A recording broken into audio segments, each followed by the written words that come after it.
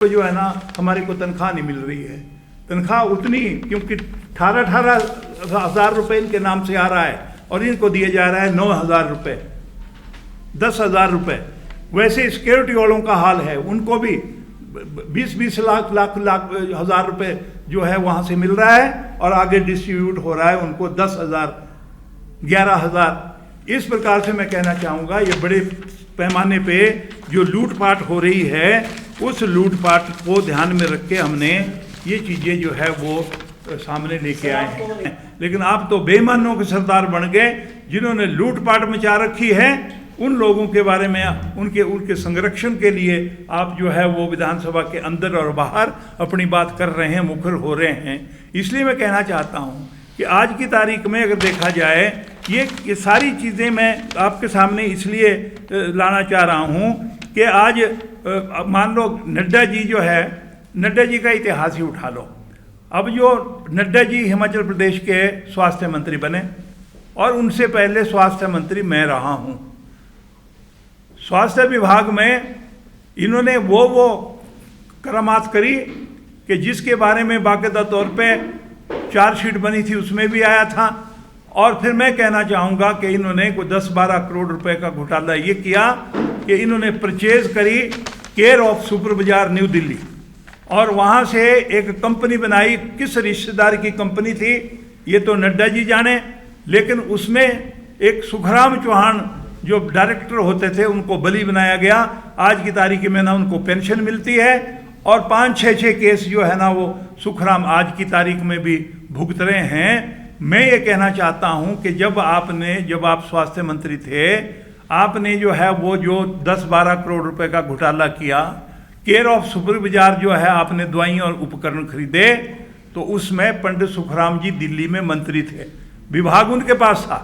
और जब हमने हिमाचल प्रदेश की सरकार ने वहाँ से पता किया कि ये केयर ऑफ सुपर बाजार न्यू दिल्ली ये कंपनी कहाँ पे है, तो पंडित सुखराम जी के वहाँ से जवाब ये आया था कि केयर ऑफ सुपर बाजार न्यू दिल्ली ऐसी कोई हिमाचल प्रदेश के लिए फर्म जो है उपकरण और दवाइयाँ नहीं खरीद रही है। आप मुझे बता दीजिए, वो तो आपके जो है ना सहयोगी रहे क्योंकि आपकी सरकार उन्होंने 5 साल चलाई, लेकिन उन्हीं के डिपार्टमेंट में भी आपने गड़बड़ करी।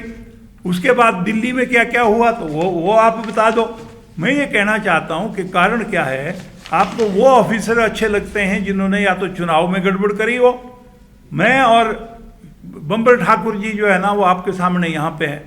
मैं 86 वोटों से इलेक्शन हारा, लेकिन वहाँ पे 3700 वोट जो है ना लिफाफे में बंद है। जिस डीसी ने हेरा फेरी करी उस डीसी को, और सदर में भी ऐसा हुआ, 200-250 वोटों से जो है ना ये इनको हरा दिया। इनके भी 400-500 वोट जो है वो इनवैलिड करके लिफाफे में बंद जो है। अब कोर्ट में मसला है, मैं ज़्यादा नहीं इसके बारे में बोलना चाहता हूँ, लेकिन उसी अधिकारी को नड्डा जी ने नेशनल अवार्ड दिला दिया कि इलेक्शन में काम करने के लिए, इनको इलेक्शन में बढ़िया काम करने के लिए उनको नेशनल अवार्ड मिला। और कुल्लू के हैं बेचारे, वो बेचारे बोल रहा हूँ मैं, बेचारे इसलिए बोल रहा हूँ क्योंकि उन्होंने बड़ा अच्छा काम किया हेरा फेरी करी इलेक्शन के टाइम में। उसके इवज में नड्डा जी ने दिल्ली से, क्योंकि राष्ट्रीय अध्यक्ष हैं, स्वास्थ्य मंत्री हैं, तो उन्होंने वहाँ से उनको नेशनल अवार्ड दिला दिया बेईमानी करने का उस डीसी को। और आज की तारीख में उनको उनसे वहाँ से उठाया। अब एम्स में जो कसर रहेगी वो एम्स में निकालेंगे, वो एम्स में ना पीजीआई में लेके आ गए। एम्स तो बिलासपुर में है, पीजीआई में तैनात कर रखा है। अब उस सो कॉल्ड डीसी एंड आज की तारीख में जो जिनको नेशनल अवार्ड दिलाया इन्होंने, मैं ये कह रहा हूँ ये नड्डा जी हो क्या रहा है। फिर आप ईमानदारी की बात कर रहे हैं, आप कह रहे हैं आपसे ज़्यादा ईमानदार पैदा ही नहीं हुआ है। मैं कहूँगा कि दुनिया भर की बेईमानी करने वाले जो लोग हैं वो आज अपने आप को जो है ना धर्मात्मा बन रहे हैं। एक उस पे बिल्डिंग बननी है और वहाँ के लिए भी भूमि पूजन के लिए जो है ना मंत्री जी पहुँच गए। और मैंने ये कहा कि जब सारे गए वहाँ, मीडिया को भी लेके गए, लोग भी वहाँ पे गए, वहाँ पे 2 टूटी फूटी सी मशीनरियाँ खड़ी थी और वो सारे का सारा पहाड़ कच्चा है। उससे हमारे बिलासपुर में कहते हैं मोरम, जो लाइमस्टोन का पहाड़ है उससे मोरम निकलता है। और वो जो रेत है वो पीडब्ल्यूडी भी और बाकी जगह पे भी वो रेत के काम में जो है ना, क्योंकि सीमेंट भी कम लगता है, काफ़ी पक्का होता है, और उसमें कोई 20 लाख रुपए का तो मोरम ही निकाल के बेच गए। वहाँ पे 2 ट्रक निकले पत्थरों के, जो है ना, मौके पे थे, हमने उसकी फिल्म भी बनाई है। और वो जो 2 ट्रक है, वो 2 ट्रक पत्थरों के वहाँ पे हैं, बाकी सारे का सारा मोरम। और उसमें 7-8 दिन जो है वो छोटी मशीनरी लगाई, जेसीबी, और वो भी सेकंड हैंड जेसीबी, और वो वहाँ से जो है ना पहाड़ उखाड़ा गया। ये सारे का सारा काम मैक्सिमम मैं कहता हूँ 50 नहीं तो 60 लाख रुपए में पूरा हो सकता है, जो 18 करोड़ रुपए में नड्डा जी ने एक कंपनी को वो काम दिया। और कंपनी जो है वो, अभी मैं कहूँगा, जब इस CPWD ने एस्टीमेट बनाया, CPWD ने जो है ना इसकी ड्राइंग्स बनाई, तो CPWD को नहीं ये काम दिया, ये कोई नागार्जुन कंस्ट्रक्शन कंपनी है, ये नड्डा जी जाने कहाँ की है, वो नागार्जुन कंस्ट्रक्शन कंपनी को ये काम दिया गया। और ये 18 करोड़ रुपए के काम की आधारशिला रखने के लिए आदरणीय नड्डा साहब वहाँ पे जो है वो आधारशिला रखने के लिए गए। जब हम मौके पे गए तो वहाँ पे बड़ी बड़ी को 30-30 फुट की होर्डिंग लगी हुई है, प्रधानमंत्री की और जो स्वास्थ्य मंत्री की, और उस पर लिखा हुआ है कि फाउंडेशन स्टोन ऑफ ये जो बिल्डिंग बनेगी, ये बिल्डिंग 278 करोड़ रुपए की बिल्डिंग, उसकी आधारशिला रख दी। लेकिन उसके टेंडर भी नहीं हुए अभी। टेंडर होंगे कैसे जब नागार्जुन कंपनी, जो इसने पहले भी बिल्डिंगें बनाई है, अब का दोबारा काम भी उसको दे दिया।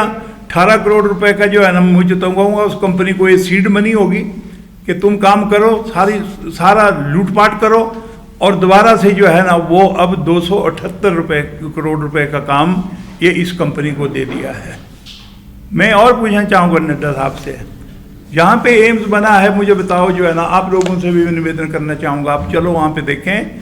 लेकिन वहाँ पे कारण क्या है कि जो प्लांटेशन के ऊपर जो है वो कोई 25 करोड़ रुपए खर्च कर दिया। 25 करोड़ जो खर्च हुआ है, देखो जाके जो है ना वहाँ पे क्या 2500 पौधे भी है बोला, और 25 करोड़ का काम भी एक कंपनी को दिया गया। लेकिन हिमाचल प्रदेश के लोगों को उसका कोई पता नहीं है। मैं ये कहना चाहता हूँ, क्योंकि मुख्यमंत्री जी ने अपनी स्टेटमेंट दी विधानसभा में कि हम दोनों, क्योंकि इनकी कॉन्स्टिट्यूंसी और मेरी इकट्ठी लगती है, एम्स मेरी कॉन्स्टिट्यूंसी में पड़ता है, लेकिन उसके 100 गज दूरी पर जो है ना सदर कॉन्स्टिट्यूंसी में जो है वो शुरू हो जाती है। मैं पूर्व मुख्यमंत्री जी से कहना चाहता हूँ कि जयराम जी, हम तो सोचते थे कि आप तो बड़े ईमानदार आदमी हैं, लेकिन आप तो भ्रष्टाचारियों की वकालत कर रहे हैं विधानसभा के अंदर।